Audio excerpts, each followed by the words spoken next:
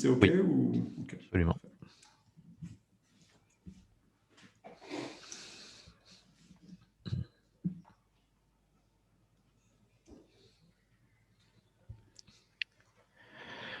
parfait. Voilà, nous sommes en ligne. Bonjour à tous. Troisième atelier démo du Salon de la Data 2020. Donc, j'ai le plaisir d'accueillir Antoine Buat de la société Digdash qui va donc nous présenter l'atelier comment concilier pilotage, exploration et communication de données grâce à un logiciel de tableau de bord. Donc, l'atelier va durer 45 minutes. On va garder 5 minutes à la fin pour les questions. N'hésitez pas d'ici là à mettre toutes les questions en bas du live et on posera vos questions à la fin de l'atelier. Antoine, c'est à vous. Bonjour à tous et merci de m'accueillir effectivement sur le Salon de la Data pour présenter ce que fait Digdash à travers effectivement cette thématique qui est comment concilier le pilotage, exploration, communication grâce à un logiciel de tableau de bord. Alors, je voudrais juste, avant de commencer, peut-être faire un petit rappel sur qui est Digdash en quelques mots. Donc, on a une seule solution, on est éditeur de logiciels, un seul logiciel à notre portefeuille qui s'appelle Digdash Enterprise. On va parler également de ça aujourd'hui. C'est un logiciel de tableau de bord agile qui permet de faire de la visualisation de données, de l'exploration et de l'analyse avancée. Pour reprendre en quelques mots qui est Digdash, on est une société française dont le siège social est basé à Aix-en-Provence. On existe depuis 2006. On a également un bureau à Paris et à Madrid. On a plus de 450 clients, ce qui représente 150 000 utilisateurs dans 25 pays et 12 langues. Une croissance annuelle assez confortable. Et on a été analysé par un cabinet qui s'appelle le cabinet Bark, un cabinet allemand indépendant qui a analysé toutes les solutions décisionnelles. Il apparaît qu'on est leader dans 11 catégories. Et point intéressant, c'est qu'ils ont également interrogé un certain nombre de nos clients, donc un panel de nos clients, et parmi ce panel, 100% des clients interrogés recommandent notre solution et 94% estiment que nos fonctionnalités sont excellentes. C'est-à-dire que non seulement ça répond à l'ensemble de leurs attentes, mais en plus ça va au-delà de ce qu'ils imaginaient d'un point de vue fonctionnel. Alors puisqu'on parle du fonctionnel très rapidement sur la plateforme avant de rentrer dans le corps du sujet, la plateforme Digdash Enterprise, qu'est-ce que c'est? C'est une vraie plateforme complète qui permet de construire des applications décisionnelles métiers. Ça va de la préparation des données, la capacité à collecter, agréger, transformer, jusqu'à la partie représentation, donc de la data visualisation sous forme de graphiques avancés, d'interaction, de cette capacité effectivement de naviguer très facilement dans les données. On a également tout un volet de publication qui permet de publier des documents statiques, PDF, PowerPoint, Excel, etc. Et puis tout un volet analyse avancée qui permet aux utilisateurs un petit peu plus férus de la data de faire de l'analyse ensembliste, analyse prédictive, analyse de cohorte, etc. Tout ça intégré dans la même bannière et même solution. L'autre point important à noter de notre solution, c'est qu'elle est complètement configurable. Donc, non seulement vous allez pouvoir intégrer vos logos, graphiques, couleurs, etc. Mais en plus, potentiellement, aujourd'hui, on parle de plateforme data de plus en plus qui inclut la partie représentation de données, mais qui peut inclure aussi d'autres processus de saisie. Donc, on va être dans un spectre beaucoup plus large que ce que peut couvrir un seul produit. Donc là, l'idée, c'est qu'effectivement, Digdash peut être complètement modelé pour s'intégrer dans vos autres outils existants. Si vous vouliez mettre les menus en haut à droite, c'est tout à fait possible de le faire dans Digdash.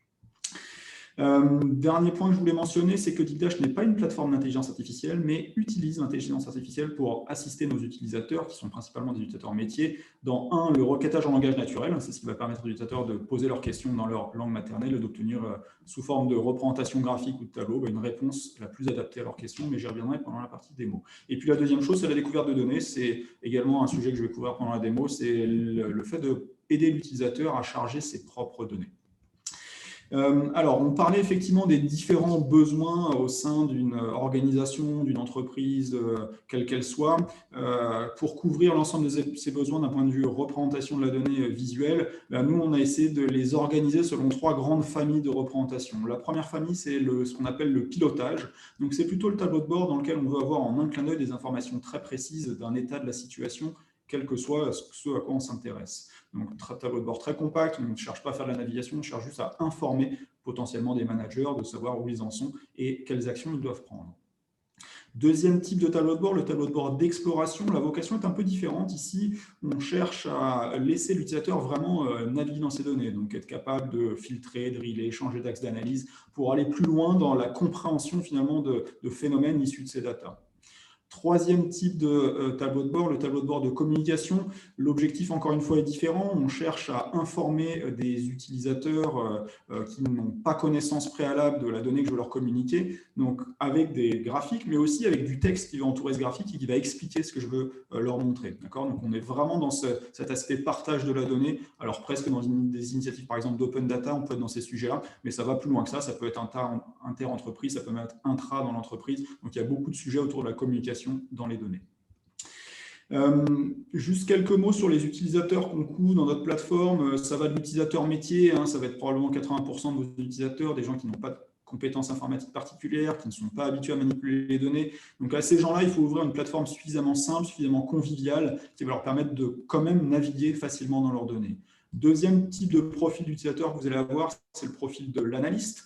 Alors là, on est plutôt sur un utilisateur qui a déjà une petite habitude de travail. Il a peut-être utilisé d'autres outils, ça peut être Excel, ça peut être Business Objects ou que sais-je. Et il veut effectivement, quand il transite vers une autre plateforme, avoir effectivement le moins de choses à apprendre possible. Donc, on va lui fournir une interface de transition qui est la plus simple possible. Troisième profil d'utilisateur, le responsable décisionnel. On est vraiment là sur un profil de quelqu'un qui s'occupe de la gouvernance de données. Donc, pareil, on peut offrir dans Digdash cette capacité de gérer la gouvernance de données à travers notre catalogue de données qui est intégré dans le produit. Voilà. Dernier point avant de passer à l'aspect démo, qui est un peu le sujet de cette présentation aujourd'hui. Je voudrais vous parler de nos clients. Sachez qu'on est présent dans à peu près toutes les typologies de clients, à la fois des grands comptes. Alors, c'est au sens européen du terme, mais c'est aussi au sens nombre de licences déployées. C'est au moins 1000 utilisateurs pour chacun de ces comptes. On est très présent également dans le secteur public, quels que soient les niveaux. Ça peut être des ministères, des collectivités de toute taille, régions, départements, communautés de communes, des centres de recherche, des universités, comme vous le voyez ici. Et puis également très présent dans les entreprises intermédiaires et les PME, quel que soit leur secteur d'activité. Vous voyez qu'ici, il y a du retail, logistique, du web marketing, du paiement, etc. Donc vraiment, tous les secteurs d'activité possibles. Voilà, alors je voudrais passer à l'aspect démo. Je vais rester sur mon navigateur pour cet aspect démo parce qu'effectivement, la solution Digdash fonctionne entièrement en mode web. Donc, vous allez voir que la démo tourne en local sur ma machine ici, mais peu importe. Donc, on va commencer par ce premier volet. J'avais parlé de tableau de bord de pilotage. Donc, je vais reprendre un petit peu plus en détail ce que j'entends par le tableau de bord de pilotage. Ça va être typiquement ce type de tableau de bord dans lequel on va avoir une masse d'indicateurs qui va intéresser quelqu'un à un moment précis. Donc là, on voit que ce sont des indicateurs qui sont orientés par département, sur le coût et sur le nombre d'employés. Ce qui nous intéresse dans ce type de représentation visuelle, c'est uniquement le point rouge au début de chaque ligne. Parce qu'effectivement, quand on a une densité assez forte d'indicateurs, il faut savoir les endroits où ça pose problème. Là, je vois effectivement par département, sur les 12 derniers mois, le coût actuel, le coût par rapport au budget. Mais si je me concentre uniquement sur les points rouges, alors là, je vois qu'ils sont dans cette démo-là calculés de manière assez naïve. Dès que le coût a dépassé le budget, par exemple ici, le point rouge s'allume. Mais l'objet de ce point rouge pourrait être l'objet d'un calcul beaucoup plus sophistiqué. Oui, je peux être en avance sur mes dépenses, mais il peut y avoir une justification. Donc, ce n'est pas pour ça que le point rouge doit forcément s'allumer. Donc, en tout cas, là, l'idée, c'est vraiment d'avoir la vision complète et de se dire sur quoi je dois agir. Je pourrais avoir de la navigation, c'est le cas par exemple ici sur cet axe-là, je pourrais descendre dans un pays et visualiser ces différents indicateurs pour ce pays en particulier. Je vais en rester là juste sur cette première partie, c'était juste pour montrer un exemple, je pense que c'est assez classique, donc je ne vais pas revenir sur ce qu'est le tableau de bord de pilotage. Deuxième type de tableau de bord que je voudrais vous montrer, c'est le tableau de bord de communication. Donc, dans ce tableau de bord de communication, la volonté, c'est de partager de l'information au plus grand nombre. Alors là, je vais m'appuyer sur un exemple d'un de nos clients, qui est le département de la Gironde, qui m'ont laissé effectivement présenter ce tableau de bord, parce que la vocation de ce tableau de bord, ce ne sont pas de la donnée du tout privée, c'est plutôt de la donnée publique. Dans un but de transparence politique, le département de la Gironde a souhaité communiquer non seulement à leurs élus, mais également à leurs concitoyens, la manière dont ils avaient mis en place le télétravail. Alors, ce n'est absolument pas lié aux problématiques de Covid. C'est une initiative qui existe depuis 2013, donc le télétravail existait avant le Covid. Donc là, comme c'est un document très grand public, ça se présente vraiment comme un document tout à fait classique dans lequel je peux scroller pour voir des informations plus détaillées. Tout est documenté, même le fait que je peux cliquer sur les points d'interrogation. Donc, si je continue à scroller vers le bas, va apparaître un certain nombre d'indicateurs, notamment le bilan. Le département de la Gironde, c'est un peu plus de 5000 collaborateurs, c'est 2800 agents qui sont éligibles à faire du télétravail et 507 qui ont effectivement effectué du télétravail pour l'année 2019. Si j'ai le contexte de l'année 2019, c'est que tout ça peut être changé. Si je clique sur 2018, tous ces indicateurs vont se remettre à jour. Alors, si je veux des détails précis sur les indicateurs, je peux aussi cliquer sur ce petit point d'interrogation. Il va me donner effectivement sous forme de lexique à quoi correspondent chacun de ces mots, qu'est-ce qu'un collaborateur, un agent éligible, etc. Je continue à naviguer. Alors, ce contexte 2018, il est vrai pour mes chiffres ici, mais il est vrai aussi pour l'ensemble des représentations graphiques présentes pour cette page. La répartition homme-femme, la pyramide des âges, la répartition des demandes rejetées. Donc, encore une fois, à n'importe quel moment, je peux continuer à naviguer. Donc, si je rentre dans le détail de telle ou telle information, je suis maintenant pour 2018 dans le contexte de type inéligible. Ce contexte-là, je peux le changer 2019 et puis voir effectivement que l'ensemble des données va se remettre à jour. Si j'enlève inéligible, pareil, je vais voir ce graphique se remettre à jour automatiquement.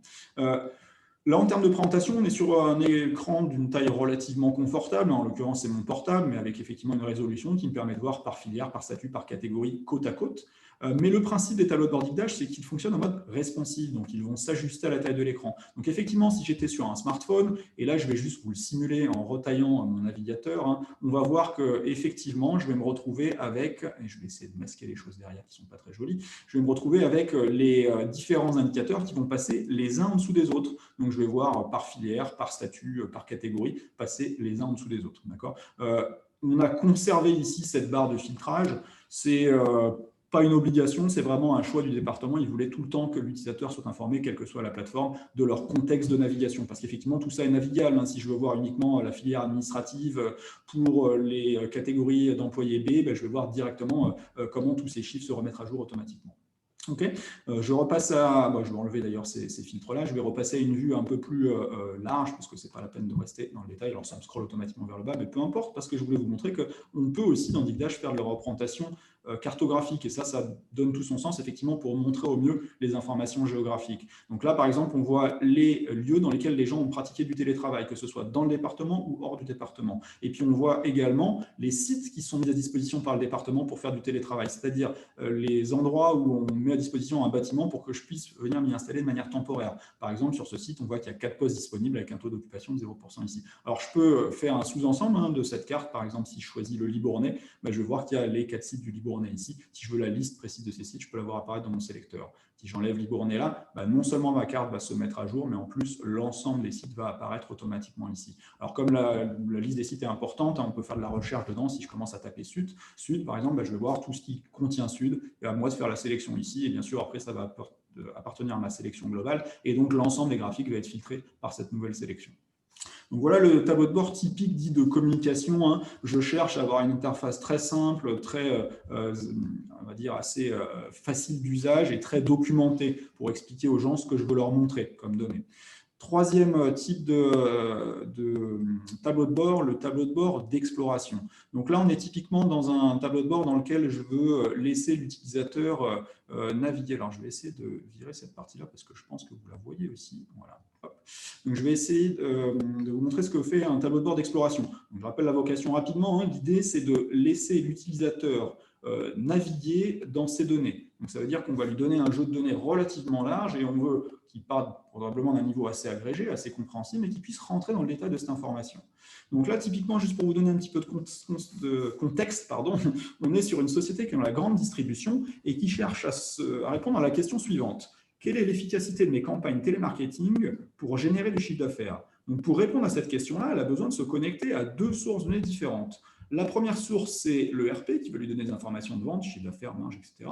La deuxième source, c'est la base de données télécom qui lui donne des informations de coût de communication, durée de communication. Donc avec ces 2 sources-là, en les mettant en commun dans la page du tableau de bord, je n'ai pas besoin de passer par un entrepôt intermédiaire dans DigDash, je peux le faire directement dans la solution. Je peux effectivement croiser les données. Par exemple, si je navigue sur l'axe temporel, je choisis l'année 2019, l'ensemble des données est filtré pour 2019. Si je choisis un pays en particulier, on va prendre l'Espagne, l'ensemble des données est filtré pour l'Espagne. Alors, on cherche aussi à avoir, en termes de temps de réponse, quel que soit le volume de données qu'on va traiter dans DigDash, des temps de réponse qui sont proches de l'instantané. Comment est-ce qu'on arrive à ça? Tout simplement parce qu'on fournit dans DigDash ce qu'on appelle une base d'analyse. La vocation de la base d'analyse, c'est de faire des calculs d'agrégat sur des très gros volumes de données. On a certains de nos clients qui traitent des milliards de lignes avec DigDash. Donc, ça veut dire que derrière, on va mettre en place une infrastructure hardware qui est suffisante pour potentiellement se mettre en cluster. Donc, ce n'est pas le cas ici. On traite une base de données qui est à peu près 2 millions de lignes, donc tout tourne en local sur mon laptop. Donc, ça, ce n'est pas une problématique. Mais quand on va être vers des milliards de lignes, effectivement, on va pouvoir distribuer le calcul sur un ensemble de machines, donc vraiment s'organiser en mode cluster. OK, voilà, donc vous voyez qu'effectivement, dès que je clique, les temps de calcul, encore une fois, il n'y a que 2 millions de lignes, mais sont instantanés ici pour répondre à cette problématique-là. L'autre point important, c'est que cette page de synthèse ici, elle me sert aussi d'index. C'est pour ça que quand je passe mon curseur sur une des vignettes, en l'occurrence ici le chiffre d'affaires, ben, je vois que le curseur change, m'indiquant qu'il y a une action possible. Si je clique sur ce chiffre d'affaires, ben, je vais rentrer dans le détail du chiffre d'affaires. Je vais voir le chiffre d'affaires par région, les 10 meilleurs produits qui ont constitué ce chiffre d'affaires et l'évolution des chiffres d'affaires pour la période considérée, qui est ici l'année 2019. Je peux continuer à explorer. Si je rentre dans le détail de l'Europe, de la France, ben, je vais voir l'ensemble des autres graphiques s'ajuster à ma nouvelle sélection.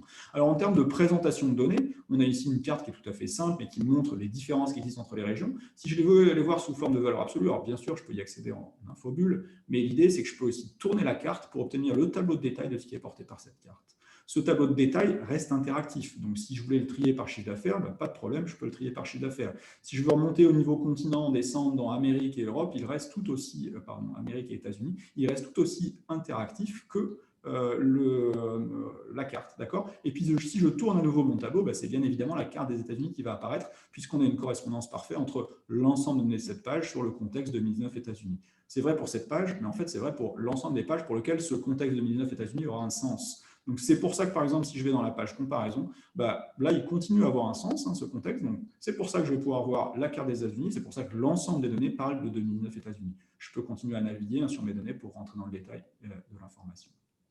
Donc, ces actions de clic pour driller, clic pour filtrer, clic pour ouvrir un tableau de détail sont des actions tout à fait standards et classiques de Dicdash. Vous pouvez aussi laisser l'utilisateur filtrer encore plus finement par des choses qui ne sont pas forcément visiblement présentes. L'idée, encore une fois, c'est de rentrer dans le détail. Donc, on peut laisser une barre de filtre en haut, par exemple, et c'est le cas ici. Je peux choisir un type de téléphone, un ou plusieurs, d'ailleurs, peu importe, de manière continue ou non continue, et je vais voir directement quel impact ça a sur mes différentes représentations visuelles. Bon, encore une fois, je vais laisser l'utilisateur faire des découvertes dans ces données. Quand il va faire des découvertes, très probablement, il va vouloir les partager, potentiellement avec des gens qui n'ont pas accès à la plateforme Dicdash. Donc, c'est pour ça qu'on peut aussi exporter de la donnée. Donc, si je veux prendre cette représentation graphique et la sauvegarder en PDF, je peux le faire. L'idée de mon PDF, c'est quoi? C'est que je vais avoir de manière très simple le contexte de sélection, ce que j'ai filtré, et puis le graphique tel que je l'avais exporté. Alors, l'intérêt du PDF, c'est que c'est facile à exporter. Le gros désavantage du PDF, c'est qu'il y a très peu de gens qui sont outillés pour manipuler le contenu d'un PDF. Ça en fait un format un peu final. C'est pour ça qu'on a d'autres possibilités d'export dans Dicdash. Je vais aller sur cette carte, cette fois-ci, et le sauvegarder en PowerPoint. Le PowerPoint, ici, alors je l'ouvre dans Office 365, mais je pourrais l'ouvrir dans n'importe quelle suite bureautique. Google Drive, OpenOffice, LibreOffice, etc. Il n'y a vraiment pas de contraintes. Donc, ça veut dire que ici, vous êtes cette fois-ci en mode édition. Tous les textes peuvent être édités. Si je veux mettre filtre à la place de sélection courante, si je veux changer le titre ici, je peux le faire sans problème. Mais ça va même plus loin que ça parce que tout ce qu'on exporte dans Dicdash fonctionne en mode vectoriel. Donc, si je voulais prendre la Californie, la mettre de côté pour y faire un commentaire particulier, je peux le faire. Ou si je voulais tout simplement prendre un effet prédéfini de PowerPoint pour m'intégrer dans une présentation existante au mieux, je peux le faire également. Alors attention, nous on essaye dans Dicdash de promouvoir les bonnes pratiques en termes de représentation visuelle. Des bonnes pratiques qui ne sont pas prêchées que par Dicdash. On s'appuie bien sûr sur les travaux de recherche de personnes comme Edward Tufte, Gene Zelazny, Stefan Few, et qui nous disent effectivement qu'il y a des bonnes pratiques et des mauvaises pratiques. Pourquoi je parle de ça? Parce que dans PowerPoint, vous pouvez faire un peu tout et n'importe quoi. Ce n'est pas parce qu'on peut faire n'importe quoi qu'il faut faire n'importe quoi. Par exemple, je ne vous encourage pas du tout à aller vers de la présentation 3D. Les chercheurs autour de la représentation visuelle ne sont pas d'accord sur tout, mais ils sont tous d'accord pour dire que la 3D est plutôt un frein à la lecture. Donc, c'est plutôt une mauvaise pratique de faire ça. OK. Dernier aspect sur l'aspect export de données, on peut aussi exporter, plutôt que la représentation graphique, les données portées par cette carte. Donc, si je sauvegarde en Excel, mon but, ce n'est pas de récupérer dans la carte dans Excel. J'en ai absolument rien à faire de récupérer la carte dans Excel. C'est vraiment d'utiliser les données portées par cette carte. Donc là, je vais avoir les régions des États, enfin les États des États-Unis, leurs coûts de communication associés. Alors, ils sont formatés en euros, mais on voit bien dans ma barre de fil que c'est un chiffre. Donc, je pourrais continuer à l'exploiter si j'en avais besoin. OK. Dernier point que je voulais vous montrer, on était ici en export en mode 1 par 1, tel que je vais l'appeler, mais on pourrait aussi avoir le besoin d'exporter un ensemble de données. Alors d'ailleurs, pas forcément issu d'une seule page. C'est pour ça qu'ici, dans ma page de synthèse, j'ai un petit bouton qui s'appelle « Télécharger le PowerPoint », qui va me permettre de récupérer les éléments issus de plusieurs de ces onglets et de les assembler au sein d'un document PowerPoint multipage. Donc, le contenu de ce document, il est assez simple à comprendre. La première page, c'est une page de garde avec la date du jour, et puis des petits graphiques, mais ici, je me retrouve bien avec ce qu'on avait dans nos pages de tableau de bord et bien filtré dans ce contexte-là, 2019, administration États-Unis. D'accord ? Encore une fois, tout ça est éditable au même niveau de détail. Si je voulais changer la couleur de ça, je pourrais le faire, etc. Mais on voit bien, en tout cas, je suis dans le contexte ici de la fonction administration, ici des États-Unis, ici de l'année 2009, etc., pour l'ensemble des pages. Dans Dictdash, pour passer d'un mode de représentation web multi-onglet vers un mode de représentation PowerPoint multipage, on le fait tout simplement en préparant un modèle de document PowerPoint. Il n'y a rien de plus simple, c'est ultra facile à faire. Je ne vais pas rentrer dans le détail ici. Alors, voilà sur la partie que je vais appeler, moi, communication externe, la capacité à tirer des données Dictdash pour les partager à des gens qui n'ont pas forcément accès à Dictdash. Mais la vocation, c'est aussi de pouvoir échanger au sein même du tableau de bord. Donc, je vais reprendre un niveau de détail par défaut et je vais ici venir rajouter sur l'un de ces graphiques un commentaire. Par exemple, sur les coûts, je vais ajouter un commentaire puisque l'idée, c'est quand même de collaborer autour de ces données et je vais pouvoir dire, tiens, les coûts sont en hausse. Okay, donc là, je vois apparaître mon commentaire. Jean a posté ce commentaire-là. Je vais me déconnecter et me connecter avec un autre utilisateur qui a accès au même tableau de bord. Alors, c'est bien le même tableau de bord, mais simplement, cet utilisateur a une charte graphique différente. Ce n'est pas quelque chose qu'on conseille de faire, c'est parfois un besoin, notamment dans les entreprises qui sont dans le retail et qui ont plusieurs filiales avec des chartes graphiques assez fortes, avec des images de marque assez fortes. Donc, au niveau du siège, je veux agréger toutes les données, mais pour chacune des filiales, je veux respecter la charte graphique de chacune des filiales. Donc, vous voyez, dans Dictdash, on a cette possibilité très facilement de changer la charte graphique sans avoir besoin de reconstruire tout le tableau de bord. Donc là, je me reconcentre sur ma partie commentaire. Donc, Jean a posté point en hausse. On n'a qu'à dire que l'utilisateur Enzo, il est responsable de la France. Alors, on va aller dans un endroit où je peux naviguer sur l'axe géographique, je vais rentrer dans le détail de la France et je vais venir rajouter effectivement ici un commentaire et on va voir que le contexte pays France de mon tableau de bord va être repris comme contexte de mon commentaire. Alors, quel intérêt ça va? On va le voir dans un instant également. Donc là, il semblera que ce soit dans l'Est qu'on est un peu plus consommé. Je vais expliquer ce qui se passe. J'ai une campagne en cours dans l'Est. Okay, je valide, je vois apparaître mon commentaire, je me déconnecte et je vais me reconnecter avec l'utilisateur précédent, l'utilisateur Jean. Donc là, je suis vraiment dans un contexte où je collabore autour des données de mon tableau de bord. Alors attention, mon commentaire, je ne le vois pas apparaître dans ma page de garde, ni même dans la page comparaison où il a été rentré. Pourquoi? Parce que par défaut, les boîtes de commentaires sont en mode contextuel. Et le commentaire, je l'ai rentré dans un contexte particulier, celui de la France. Donc, c'est quand je vais rentrer en Europe et en France que je vais voir apparaître le commentaire qui est pertinent pour ma zone de sélection. Donc, ça permet vraiment à des gens qui exploraient le tableau de bord de voir en plus des indications que d'autres personnes auraient pu positionner sur des points de données précis. Alors, si je remonte au niveau de plot, je vais perdre ce commentaire, mais j'ai quand même une autre option, c'est que je peux afficher tous les commentaires qui sont dans ce tableau de bord et je vois apparaître campagne en cours dans l'Est. Mais l'Est de quoi? Puisque je vois moi ici tout le monde, je peux faire appliquer la sélection et je vois ici effectivement que c'est bien Pays France qui est sélectionné. Ça ne m'a pas changé le niveau d'analyse, je suis par continent, mais je suis filtré par la France. Alors ça, c'est aussi une autre propriété de ce tableau de bord, c'est qu'on a laissé l'utilisateur faire leur propre regroupement. Je veux voir par continent, mais je veux choisir un niveau de filtre qui peut être différent. Par exemple, je peux choisir les régions. Moi, je voudrais prendre Provence-Alpes-Côte d'Azur, qui est ma région. Je vais prendre en plus Alabama. Alors, je prends des choses sur des continents différents pour vous illustrer ce qu'on peut faire. Je vais prendre aussi Caroline du Nord et Normandie. Donc, je prends un certain nombre de continents sur différents, de régions sur différents continents. Mais ce qui m'intéresse, c'est qu'au niveau de la carte, ils vont être regroupés effectivement par continent. Et au niveau de mon tableau en bas, ma sélection ici est regroupée par continent. Ça permet vraiment aux utilisateurs de faire leur propre regroupement très facilement. Okay. Dernier point que je voulais vous montrer, alors bien sûr, tout à l'heure, quand j'avais sélectionné mon filtre, en cliquant sur appliquer la sélection, j'aurais pu rentrer dans le détail et voir le détail. Effectivement, c'est bien dans l'Est de la France qu'il s'est passé quelque chose. Dernier point que je voulais vous montrer, c'est qu'on est ici sur un tableau de bord utilisateur métier, de la navigation assez simple. On va pouvoir laisser la capacité à l'utilisateur métier à faire de la simulation. La simulation, c'est quoi? C'est mettre en avant une ou plusieurs variables qui ont un intérêt pour mon utilisateur. Par exemple, ici, on a un exemple très simple avec une seule variable, c'est le taux de change euro-dollar. On a imaginé que notre prestataire de communication était basé aux États-Unis, donc nous facturons en dollars. Donc, le taux de change euro-dollar va avoir un impact sur mes coûts de communication.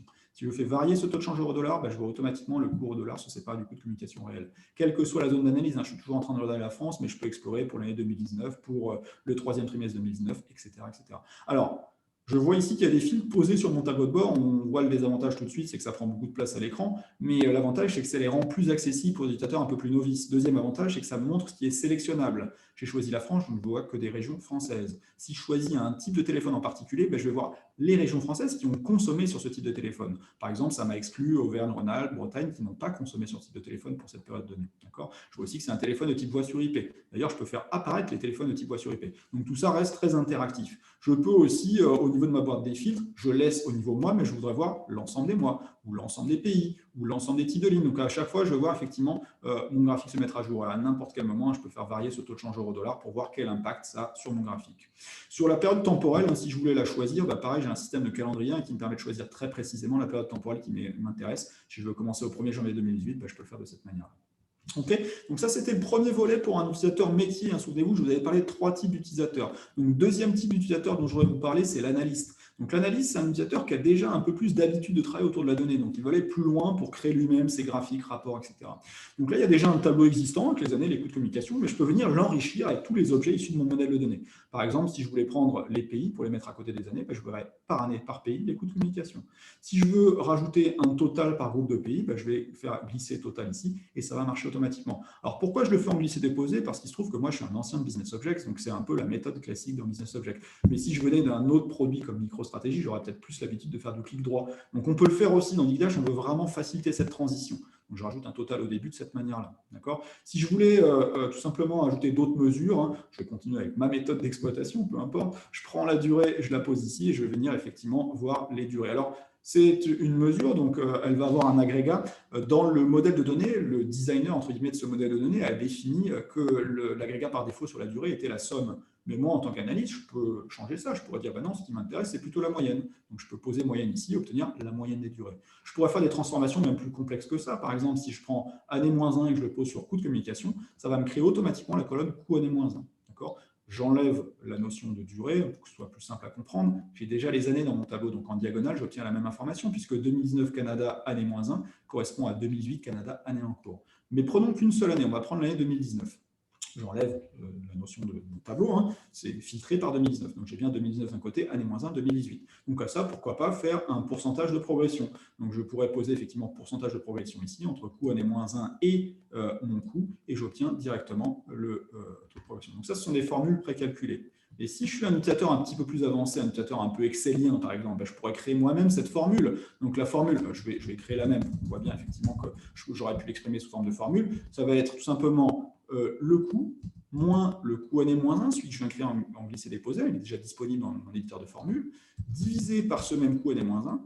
Je vais y ajouter un format de nombre. On va prendre ici le pourcentage, mais pas exactement le même format de nombre de pourcentage. J'en ai un avec 2 chiffres après la virgule. Donc, on voit bien que c'est le même calcul, simplement, il est exprimé, enfin, il est présenté de manière différente. Okay. Donc, tous ces indicateurs que je viens de créer, ils font partie de mon modèle de données. Je pourrais les exploiter à n'importe quel moment, pas uniquement pour comparer 2018 à 2019. D'ailleurs, 2019 à 2018. Si je rajoute 2018 à mon contexte, on voit qu'ici, pour l'année 2019, je suis à 8287. Je rajoute 2018, je suis à peu près doublé. Donc là, la première colonne contient 2018 plus 2019. Par glissement année moins 1, je compare à 2017 plus 2018. Et j'obtiens mon pourcentage de progression entre ces deux couples d'années. Alors, je vais enlever une de ces deux colonnes, on n'est pas obligé d'avoir les deux, mais je pourrais effectivement continuer après à analyser les choses. Si par exemple je veux rajouter par type de ligne, tout ça continue de fonctionner de la manière la plus simple possible.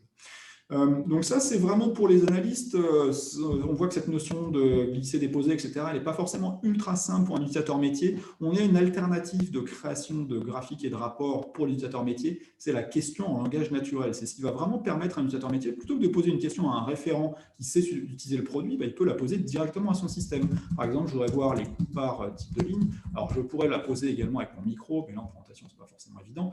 Je vais pouvoir voir effectivement qu'il va me faire des suggestions. Alors, ce ne sont pas des graphiques qui ont été réalisés à l'avance, c'est vraiment le système qui va déduire la meilleure manière d'obtenir, de présenter les graphiques liés à cette question, en fonction de toutes les données auxquelles j'ai accès. Alors, pourquoi il me propose ici un graphique en barre? Tout simplement parce qu'il a trouvé que type de ligne, c'était une hiérarchie sur la dimension discrète des téléphones, qui a peu de membres. La meilleure manière d'afficher une dimension discrète avec peu de membres, c'est un graphique en barre. En revanche, on continue d'avoir cette navigation, donc je peux enlever des fils sur les années, je peux descendre dans le détail de l'information, etc. J'aurais pu demander les coûts par année. Et cette fois-ci, il m'aurait présenté l'information différemment, puisque l'année est une dimension continue. La meilleure manière de présenter cette continuité, c'est de voir effectivement le graphique sous forme de courbe. Je peux rentrer dans le détail encore de l'information, comme j'ai fait tout à l'heure. Alors, si je veux demander par année et par type de ligne, pareil, on va pouvoir voir par défaut qu'il nous propose un tableau croisé qui est navigable dans n'importe quel ordre, et dans n'importe quel sens. Je peux revenir en arrière et voir toute cette information-là. J'aurais pu aussi forcer un type de restitution. Donc, je ne sais pas si vous l'avez noté jusqu'à là, mais effectivement, les graphiques sont présentés par ordre de préférence avec un score. Donc, celui qui obtient le meilleur score, c'est celui qui répond au mieux à cette question selon l'analyse du système. Donc là, on va voir effectivement que c'est la même donnée qui est présentée, mais sous forme de graphique en colonne. Okay. Donc ce système marche vraiment pour tout et n'importe quoi. Si je veux le coup pour le Canada, par exemple, le système comprend que le Canada fait partie de l'axe géographique et qu'un bon moyen de présenter l'axe géographique, c'est une carte, donc il va me montrer la carte du Canada. Okay. Donc là, en l'occurrence, on est quand même plutôt dans un mode d'interrogation dit ad hoc. C'est-à-dire que je me pose une question, mais cette question est presque jetable quelque part. J'en ai besoin à un instant T, j'en aurais peut-être pas besoin demain. Alors, si j'en ai besoin de manière plus régulière, je peux effectivement venir enregistrer ça et revenir plus tard. C'est pareil dans la partie analyse que je vous ai montré tout à l'heure, on pouvait aussi enregistrer et revenir plus tard. Mais si je veux y revenir de manière très récurrente, j'ai plutôt intérêt à me créer ma propre page de tableau de bord. Donc là, je vais aller dans l'éditeur de tableau de bord et effectivement, je vais avoir accès cette fois-ci à tout un pan du produit dans lequel je peux créer ma propre page. Alors, soit en assemblant des choses existantes, je peux venir ici prendre chiffre d'affaires par région, le poser sur ma page, l'organiser un peu comme je le souhaite. Je pourrais, à côté de ça, venir mélanger des choses. Alors, comme ici, il y a pas mal de graphiques qui ont déjà été créés par d'autres, si je cherche quelque chose, par exemple, concernant la corrélation, je peux commencer à taper core, voilà, et il va me montrer tous les endroits où j'ai des graphiques qui contiennent le mot core, donc corrélation, satisfaction d'âge, corrélation de temps de communication et par qualité de matériel. Donc, si je clique ici, je vais pouvoir effectivement le positionner à côté du graphique existant. Et ça, je pourrais compléter par des choses qui ne sont absolument pas reliées. Par exemple, je ne sais pas, je vais prendre dans mes données GPS, GPS des mairies de Paris, pourquoi pas, la position des mairies à Paris. Peu importe, c'est vraiment, encore une fois, complètement libre. Là, je constitue ma propre page. Alors, vous voyez qu'il y a des petites lignes bleues qui viennent se créer aussi pour pouvoir ajuster plus facilement et créer un tableau de bord qui va être plus joli, plus présentable, plus facilement utilisable pour l'utilisateur. Donc, tout ce qu'on a posé là reste interactif. Si je rentre dans le détail de l'un ou l'autre, ça va impacter s'il y a un impact possible. Si je choisis une mairie, par exemple, ici en particulier, je vais les voir apparaître directement sur ma carte en bas. OK, je reviens à l'éditeur. Donc là, on était dans le scénario le plus simple. J'assemble des choses qui ont été créées par d'autres personnes. On va rentrer dans un scénario un peu plus complexe.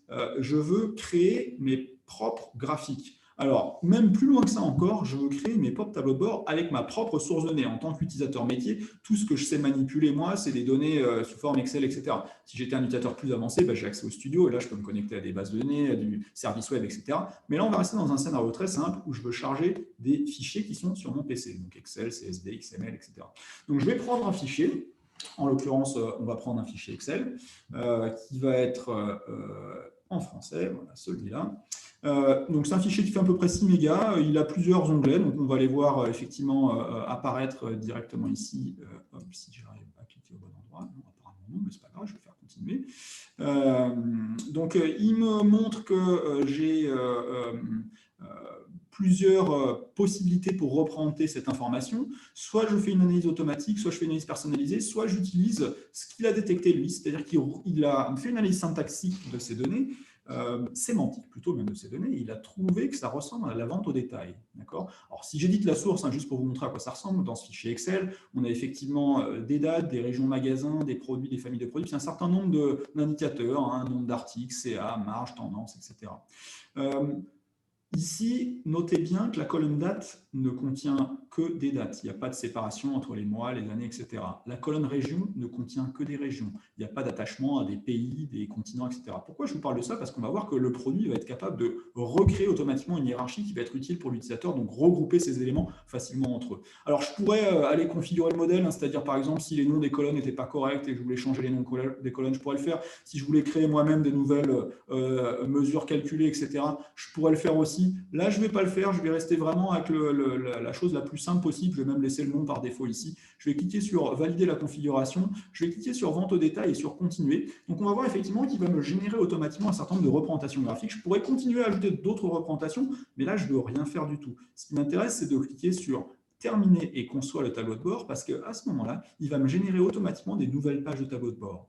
une page produit dans laquelle je vais voir par région, par produit de chiffre d'affaires, les 5 meilleurs produits, une page indicateur clé dans laquelle je vais voir la cartographie des ventes, l'évolution des ventes par année. Alors, vous vous souvenez, il y avait des régions, il a bien été capable de les regrouper par continent. Il y avait des dates, il a été capable de les regrouper par année. Donc, à tout ça, je pourrais continuer d'enrichir. Ça, c'est ce qu'il m'a proposé par défaut. Il n'y a rien qui concerne la marge. Alors, j'ai vu qu'il y avait une colonne qui parlait de la marge. Donc, à moi de venir créer une nouvelle page. Je vais l'appeler marge, par exemple, ici. Et on va venir en création de nouveaux graphiques, juste en choisissant le modèle qu'on vient de charger ici. On n'a pas changé son nom, donc il s'appelle Retail V8. Donc, soit je pars d'un graphique, parce que je suis assez intelligent pour savoir comment représenter l'information. Enfin, intelligence, c'est pas une forme d'intelligence, mais je suis assez, on va dire, malin pour prendre le graphique en premier. Soit il va me suggérer des choses. Par exemple, il me propose de faire une liste de tendance parce qu'il trouve qu'il y a un axe temporel et que donc la meilleure manière de représenter l'axe temporel, c'est le graphique en courbe. Donc, à moi de choisir l'indicateur qui m'intéresse. Je prends la marge ici, je clique sur plus et automatiquement, il va me représenter cette information-là. Alors, pareil, je vais le positionner un peu comme je souhaite sur ma page. On va le mettre ici, par exemple. Sur l'axe géographique, pareil, il a trouvé qu'il y avait un axe géographique. Je vais prendre la marge, je vais cliquer sur plus. Et encore une fois, il va me positionner l'objet sur mon tableau de bord.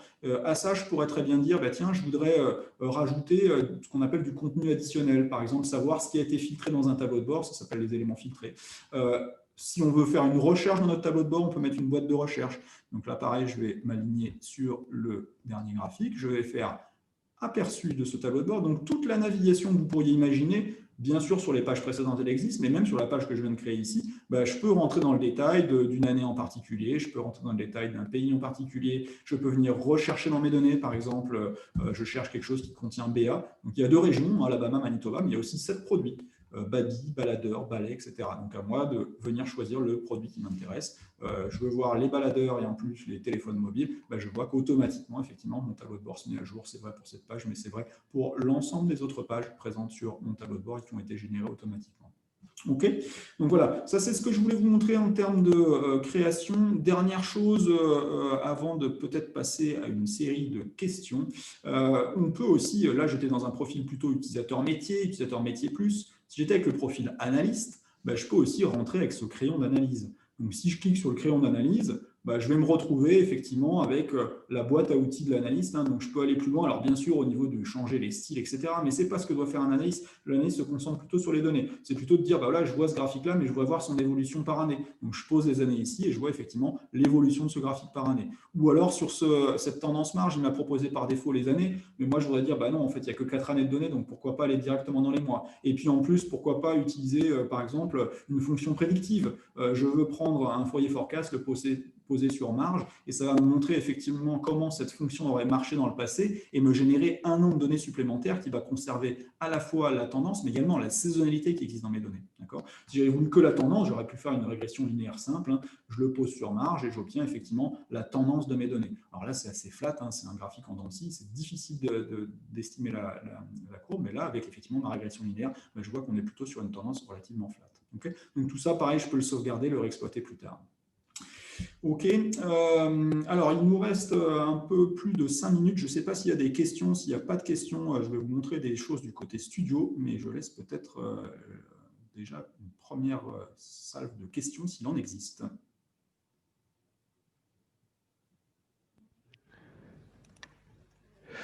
Oui, merci Antoine. Donc, on a une première question d'Ilias Nachaoui. D'ailleurs, je continue à vous encourager à poser vos questions. Si vous ne trouvez pas, c'est en bas, en dessous de l'écran du live. Il faut cliquer sur participer. Déjà, comme ça, vous pourrez déjà voir les questions. Donc, première question d'Ilias. Jusqu'à quel point le tableau de bord est-il personnalisable ? Alors, c'est une très bonne question parce qu'effectivement, c'est une des points forts de Digdash, c'est qu'on est entièrement configurable et personnalisable. Dans les quelques exemples que je vais vous montrer, je vous ai montré aussi des représentations visuelles totalement différentes, mais tout est vraiment personnalisable, que ce soit les logos, couleurs, etc. Ça peut être fait de manière très centralisée, ça peut être fait par des experts ou par des gens moins experts. Ce que j'entends par gens moins experts, c'est des gens qui vont utiliser l'interface utilisateur de configuration, et les experts, ça peut être des gens qui veulent travailler avec des feuilles CSS de templates pour vraiment configurer les pages HTML de manière très précise et très pointue. Donc oui, on a une très très grande configurabilité dans Digdash qui permet d'aller vers des looks de tableau de bord qui sont complètement différents. Il existe également des interactions dans Digdash qui sont configurables et paramétrables. Donc, non seulement au niveau du visuel, c'est paramétrable, mais également au niveau des actions. Alors, je vous encourage également à aller sur le site doc.digdash.com si vous voulez plus de détails sur ces paramètres-là. Vous avez accès à toute la doc en ligne de Digdash, et notamment, si vous voulez des points précis sur tout cet aspect customisation de tableau de bord, vous cliquez ici et vous avez effectivement tout, les styles CSS, les fonctions JavaScript, le dashboard API. Donc, tout est documenté pour vous expliquer au mieux comment aller dans le détail de cette information. Excellent, Antoine. Donc, il y a une avalanche de questions qui arrivent, donc je Très propose bien. d'essayer de répondre de manière synthétique. Je les prends par ordre d'arrivée. Robin Chen demande, on a vu l'intégration de données à plat. Peut-on se connecter à un data warehouse avec des données relationnelles en étoile? Absolument. Alors, je ne suis pas du tout passé dans l'aspect studio parce que dans la courte durée de cette présentation, c'est un peu difficile de le faire. Je vais juste vous montrer très rapidement dans l'interface qu'effectivement, vous avez accès à des sources données beaucoup plus larges que juste le fichier plat, qui était la version pour l'utilisateur métier. Donc là, je me suis focalisé sur l'utilisateur métier, utilisateur analyste, mais effectivement, pour ce qu'on appelle nous le modeleur de données, ce que j'ai appelé tout à l'heure le responsable décisionnel, on a accès à cette plateforme studio dans laquelle, dans les sources données, vous allez avoir accès non seulement au fichier plat, mais effectivement à des bases de données relationnelles, multidimensionnelles, NoSQL, Elasticsearch, la capacité à se connecter à des documents issus de systèmes d'information décisionnels existants comme Business Object, Cognos, Google Analytics, Salesforce, Splunk, etc. Puis faire de la transformation, de l'enrichissement avec du R, du Python, la jointure entre des sources hétérogènes. Donc, par exemple, j'ai d'un côté un fichier Excel, de l'autre côté une base de données. Donc, tout ça peut être fait au sein de la plateforme Digdash sans nécessairement passer par un entrepôt intermédiaire. Mais s'il existe cet entrepôt, bien sûr, on va pouvoir le réexploiter. Parfait. Guillaume de Bénazet demande, la question qui fâche, quel est le tarif? Quel est le tarif de licence et la Ouais. raison pour lesquelles vos clients vous choisissent plutôt qu'un tableau ou un Power BI? Ouais, très bonne question. Alors, ce n'est pas que le tarif qui fait qu'on nous choisit. Vous avez vu qu'on a une certaine richesse fonctionnelle, on a une certaine ouverture et flexibilité sur la manière dont on va intégrer les données, mais la manière dont on va les exposer. Donc, on ne cherche pas à faire rentrer vos vos processus internes dans notre outil. On cherche à ce que notre outil puisse se plier à vos process existants. D'accord? Alors, bien sûr, ça ne veut pas dire qu'il n'y a pas de conduite du changement, etc.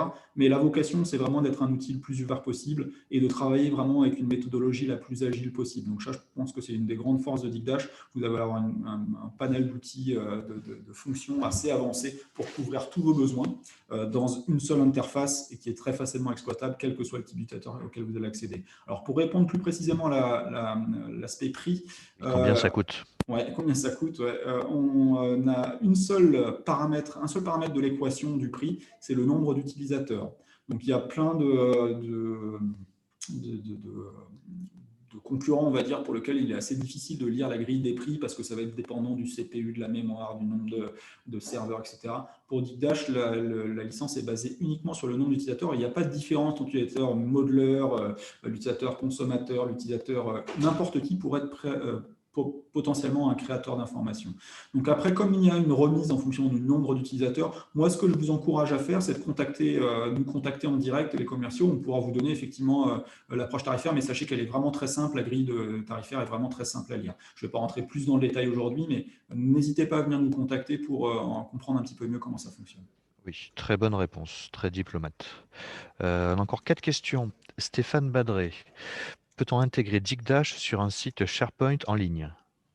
Absolument. Donc, encore une fois, je ne vais pas retourner vers la doc ici, mais tous ces process d'intégration existent, notamment les paramètres d'URL pour l'intégration web, dont on va faire partie SharePoint. Alors, dans SharePoint, on a même un aspect encore plus intégré. On va être capable de reprendre des listes de lecture SharePoint, des choses comme ça. Donc, on a des points d'intégration spécifiques avec SharePoint, mais on a en plus une intégration beaucoup plus large que SharePoint, sous forme d'iframe.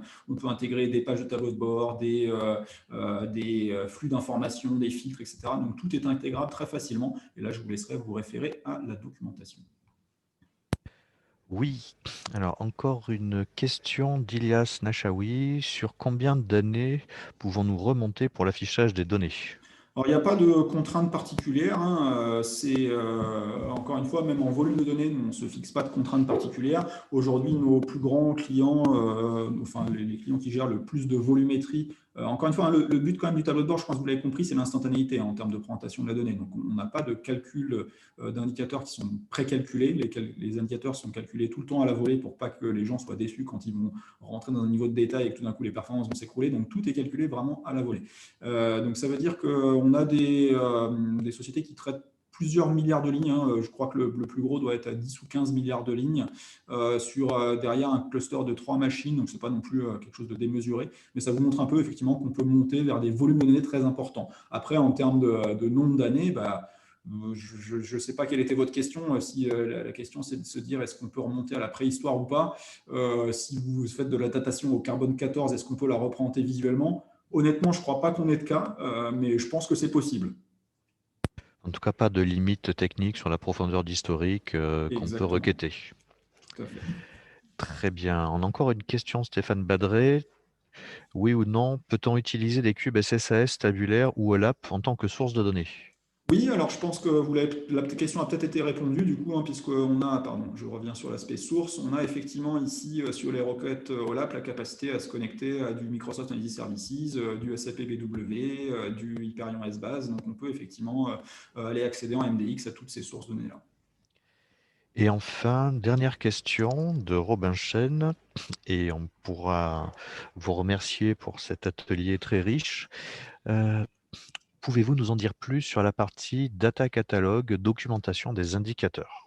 Ok, alors je ne vais pas En pouvoir moins d'une rentrer, minute, ouais, si en moins possible. d'une minute, si j'ai bien compris, je vais pas pouvoir rentrer dans le détail. Mais l'idée, c'est qu'à chaque fois qu'on saisit de la donnée dans Digdash, quel que soit ce que je saisis, que ce soit le nom d'un indicateur, etc. Alors, je vous montrerai peut-être très rapidement une source de données existante pour, même celle qu'on a chargée, on pourrait ici rentrer dans le détail de l'édition. À chaque fois qu'on saisit de la donnée dans Digdash, on va pouvoir très facilement ajouter des descriptions sur ces données. Donc, typiquement ici, si je clique sur l'identifiant, je vais pouvoir rajouter une description, une valeur affichée, une valeur parlée, etc. Et tout ça va pouvoir se retrouver dans le catalogue de données. Alors, plutôt que de vous montrer le détail de comment on le crée, je peux vous montrer, pardon, j'essaye de revenir à cette fenêtre-là. Je peux vous montrer un exemple, effectivement, de data catalogue. C'est ici sur la base de données, enfin, sur mon propre tableau de bord, hein, vous avez une page data catalogue où je vais voir, effectivement, le nombre de rôles auxquels j'ai accès, le nombre de dashboards, le nombre de flux, le nombre de dimensions, le nombre de hiérarchies, et tout ça est filtrable. Donc, je pourrais choisir effectivement que pour la source retail,